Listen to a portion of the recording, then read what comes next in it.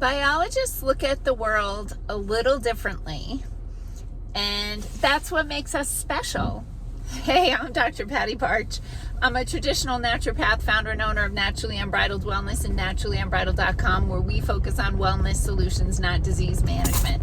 This is Down the Ridge with Dr. Patty, where I give you 7 to 10 minutes of holistic life and wellness information on my way to work. It's not medical advice. It's for entertainment purposes only. Nothing I say is true. Don't listen to me. So you've heard me say many times about how I talk about we are animals.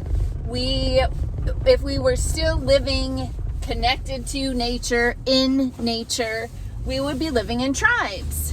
And, talked about the hunter-gatherer things. Sidebar, one of my favorite podcasts is the Darkhorse podcast with evolutionary biologists Brett Weinstein and Heather Heying.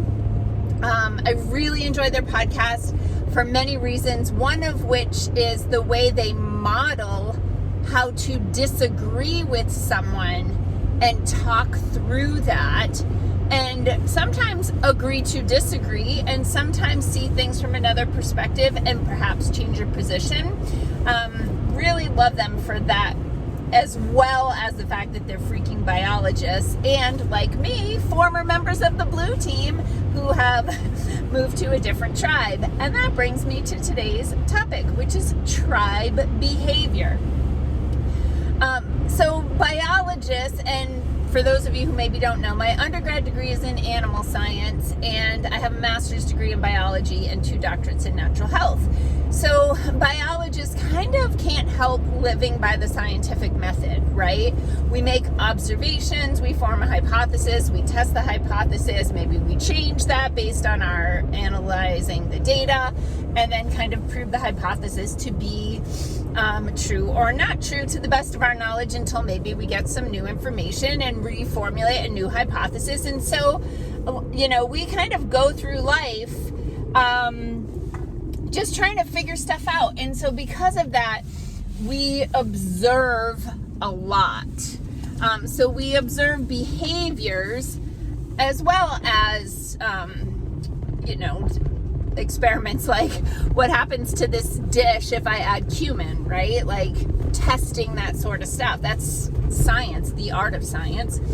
But let's talk about tribalism, because I'm fascinated by this. I often observe humans as if I'm not one. And, some people might agree with that. But I look at them like I would look at any species of animal and their behavior and the reasons for that behavior. So in a tribe, let me just back up. Tribalism is kind of necessary for survival way back when, right? And it's actually innate and inherent, and root chakra stuff has to do with feeling grounded, a sense of belonging, and a sense of security. And that root chakra stuff is tribal stuff. So we see tribalism in a lot of different areas. We absolutely see it in sports, right? We also see it in religion and politics and science, and we see like that type of behavior across social categories. So the thing about tribalistic behavior is your behavior, being in the tribe is security, and if you're in the tribe, you're more likely to be fed and sheltered and cared for if you're sick or wounded, right? Valued, appreciated, etc. And everyone in the tribe has a role and needs to contribute, but some people contribute at different levels. Some people's role is emotional. Maybe they're a musical person and they're giving people the joy of music, and other people might be like a shaman or a medicine person. Other people would be a leader, a counselor, an advisor, a hunter, a cook, right?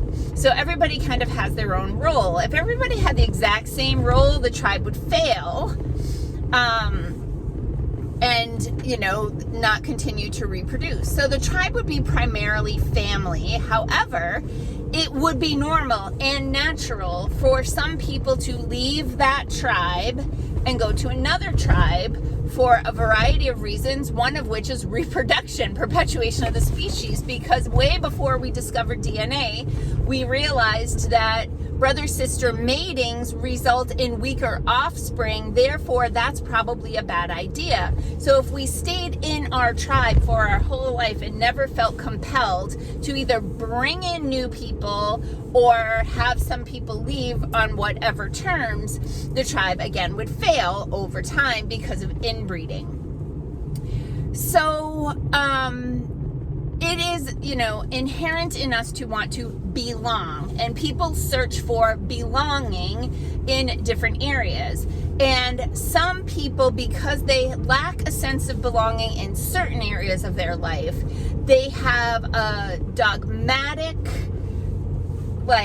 no holds bars, blinders on position in a tribe. Naturally, in any tribe, in any pack, in any flock, there will be leadership, and there will be members of the tribe who, for one reason or another, some simple biology, some more complex social stuff, would recognize behavior in the tribe that could be detrimental, and they would perhaps attempt to inspire change, whether that is through conversation or battle or leaving, right? And so we saw this, I think it was the 90s or the early 2000s. The documentary, it's not a documentary actually, but it's based on real things. The movie Spotlight is a movie based on a Boston Globe reporter who exposed the Catholic pedophile problem and the cover-up. And I'm from Boston, and I remember in real time watching this unfold, and having gone through Catholic school, was perhaps more interested in that topic and that situation than other people. But at that time, I and many other people were like, well, that's the nail in the coffin for me being a member of this tribe. That the behavior of the tribal leaders was not in accordance with what resonated. And so rather than put blinders on and stay a member of a tribe that had leadership that was doing things that were not for the benefit of the members, left the tribe. Some people left tribes and went to other tribes, and some people just left. And that's okay. And that is, again, for survival. And you'll see this behavior in sports, right? But it's very interesting. I'm fascinated by the sport tribalism. I mean, people freak out and fight and blow stuff up based on a freaking game. But it's because of the tribal identity piece of it versus what the score was.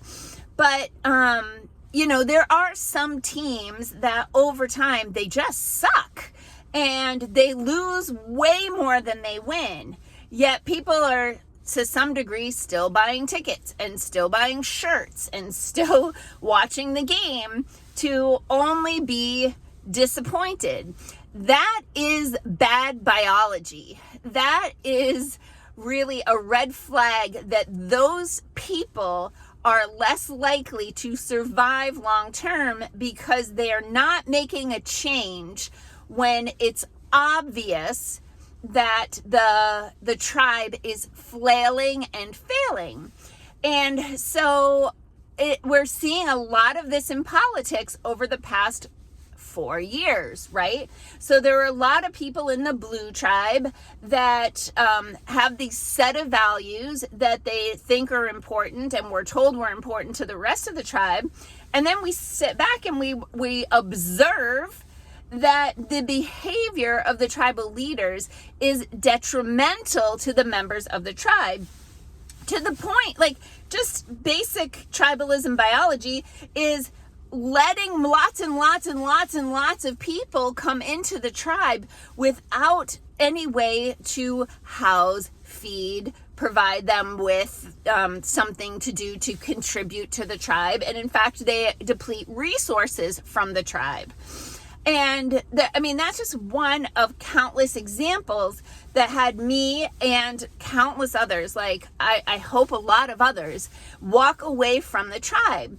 We should see this in families where the leaders of the family are abusive, right? We should see the members of the tribe saying, I'm taking my ball and I'm going somewhere else.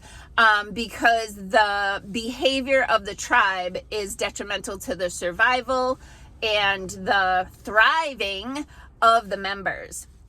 So maybe the lesson of today's Down the Ridge with Dr. Patty can just be look for, observe, and question tribal behavior, because it's fascinating. And when you recognize that there will always be members of a tribe that no matter how bad the team sucks, they're staying, even if it's to their own detriment, and to the detriment of other members of the tribe and members of tribes above and beyond that. Yeah, that's a lot on a Friday. Well, anyway, I'm in the other car for today. It's Friday, and it's a long story, but all is well. Peace out, peeps. Have a healthy day and a healthy weekend.